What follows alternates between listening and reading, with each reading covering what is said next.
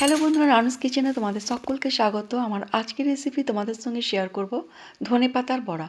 এখানে আমি ফ্রেশ তাজা ধনেপাতা নিয়ে নিয়েছি। কয়েকবার ধুয়ে পরিষ্কার করে নিয়ে ছোট ছোট করে কেটে নেব।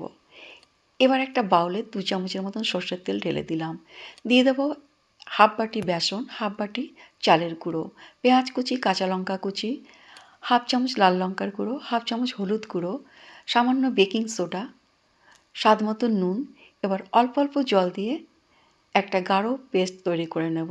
এই পেস্টে দিয়ে দেব কেটে রাখা ধনেপাতা। এবার সব কিছু একসঙ্গে মিক্স করে নিয়ে ভালো করে মেখে নেব। এবার গ্যাসের উপরে একটি কড়াই চাপিয়ে দিব। কড়াইয়ে আমি তেল ঢেলে দেব। তেলটা আমি সাদা তেল ঢেলে দিলাম। এখানে আমি আজকের রেসিপি সাদা তেল দিয়ে তৈরি করব। তোমরা চাইলে যে কোনো কুকিং অয়েল দিয়ে বানিয়ে নিতে পারো।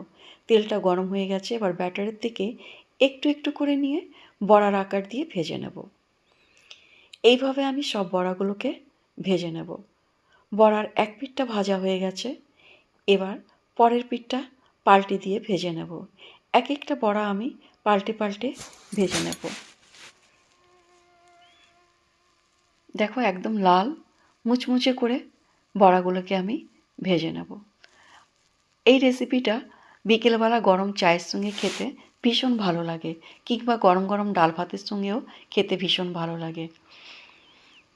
সব বড়াগুলো আমার ভাজা হয়ে গেছে। এবার একটা প্লেটে তুলে রাখবো।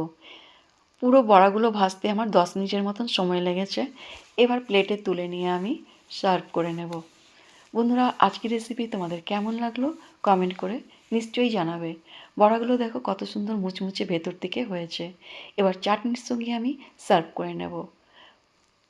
ভালো লাগলে একটি লাইক করে দেবে। পরবর্তী ভিডিওতে আবার একটি নতুন রেসিপি নিয়ে তোমাদের সঙ্গে দেখা হবে।